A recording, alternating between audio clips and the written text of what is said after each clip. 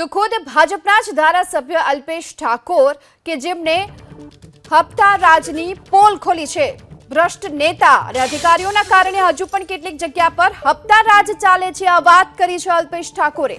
અસામાજિક તત્વોને બેફામ થવાનો કોઈ અધિકાર ન હોવાની વાત તેમણે કરી। સાથે પણ કહ્યું કે દારૂબંધી મુદ્દે લડત આપી છે અને આપતો રહીશ।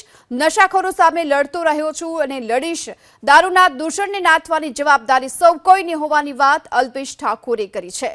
તો ખુદ ભાજપના જ ધારાસભ્ય અલ્પેશ ઠાકોર અને તેમણે હપ્તા રાજની પોલ ખોલતા આરોપો અનેક લગાવ્યા છે। તેમણે કહ્યું છે કે ભ્રષ્ટ નેતા અને અધિકારીઓના કારણે જ હજુ પણ કેટલીક જગ્યાઓ પર હપ્તા રાજ ચાલી રહ્યા છે અને આ જ હપ્તા રાજના કારણે અસામાજિક તત્વો બેફામ બની રહ્યા છે।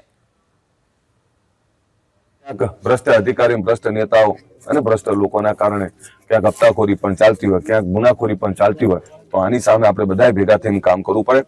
હું સ્વીકારું છું કે ક્યાંક નાની મોટી હપ્તાખોરી અને ક્યાંક ગુનાખોરી ચાલે છે, એમાં નેતાઓને ભ્રષ્ટ અધિકારીઓની મિલીભગત છે, આ વાસ્તવિકતા છે।